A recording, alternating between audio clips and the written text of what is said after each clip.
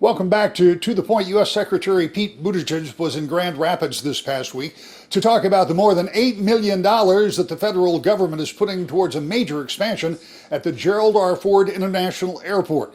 While he was here, I sat down with him to talk about that and other transportation issues, including the price at the pump.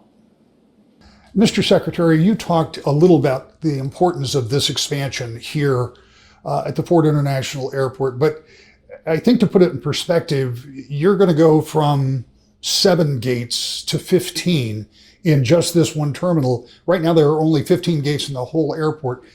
That's significant. How do you see that as important for the community and as well as the transportation system as a whole? Well, what I'm seeing here in West Michigan is a vision for future economic growth, not just getting through this year or next year, but really making sure we have the groundwork for the decades to come. And that does mean shooting ahead of where the target is and being prepared for that growth so you're not caught short later on. That means making smart, responsible infrastructure investments. And at a moment like this, where many U.S. airports have fallen behind, we're using this infrastructure funding from the president's bill to make sure we're coming in and helping communities, meeting them where they are. In this case, it means 8 new bridges to get out to the jets here at Ford International, part of a bigger vision that the community has put together.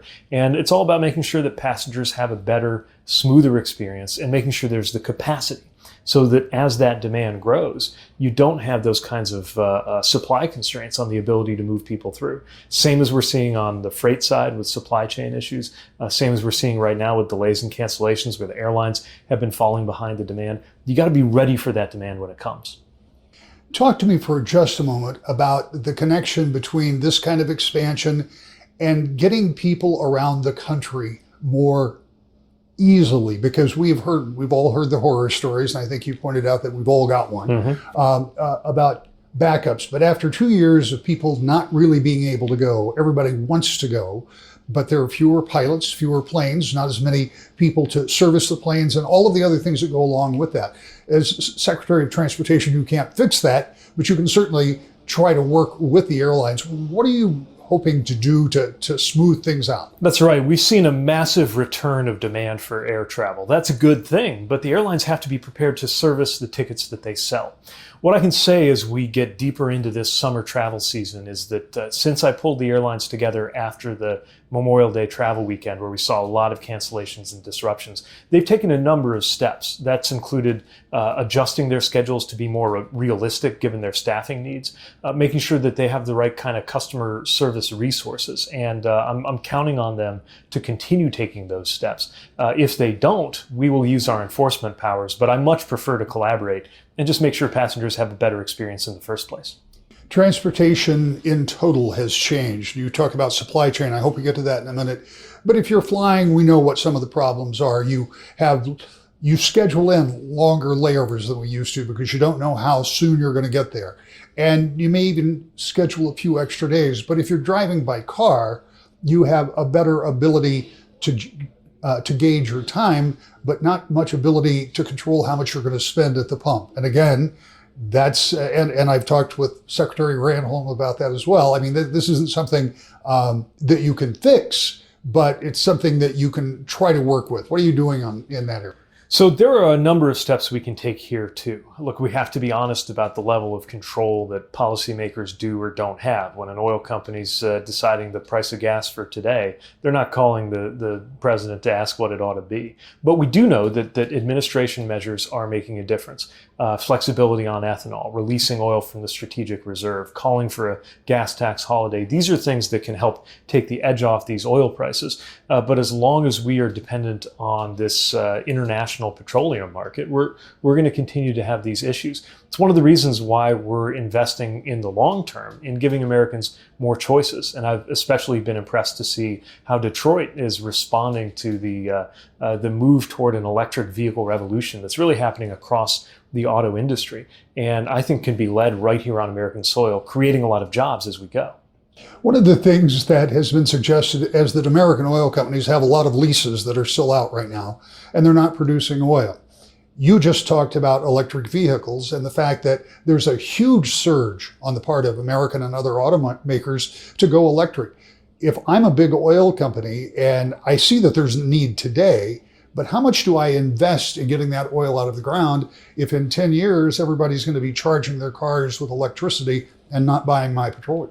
Well, what we know is that none of these transitions happen overnight. And we've seen so many cases, again, about 9,000, where oil companies are just sitting on these leases, not because they couldn't operate them profitably, but because the profits right now are off the charts. So, there's only one group of people, I think, in the country who are content with gas prices right now, and that's oil executives. Our call for what we call a use it or lose it policy is to hold them accountable for when they're choosing not to invest in the drill bit in production, because these supply constraints can actually help their bottom line. We just saw new quarterly numbers, ridiculously profitable outcomes for oil executives. And look, every business needs to be profitable to stay in business, but we're talking about something that's way above and beyond what a normal business would expect to do.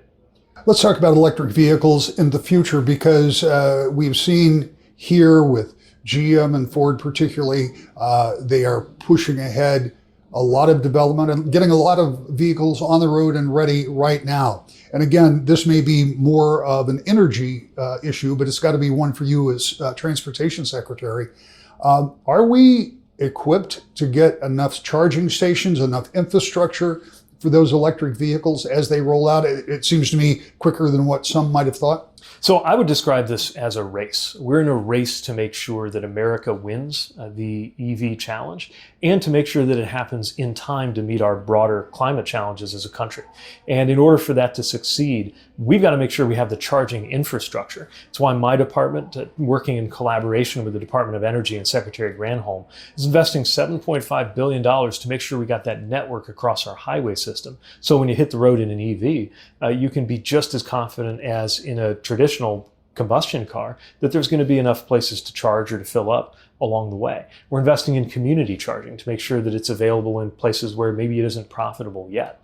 And as we do that, we're going to be supporting a lot of American jobs as well. Now, the other thing we got to think about is the grid. This is what Secretary Granholm's working on. All of these things are connected. Frankly, we've needed to invest in our grid as a country anyway. This just creates that much more urgency to make sure that we're prepared. But again, the EV revolution is happening with or without us. The question is whether we make the investments to have it be a made in America story, instead of a moment when the global automotive industry started to pull away from American leadership. Buttigieg has recently made Michigan his permanent residence after previously living in and serving as mayor of South Bend, Indiana. When asked if his decision had anything to do about seeking political office in the future here in the state, he said his move was all about family and had no political implication.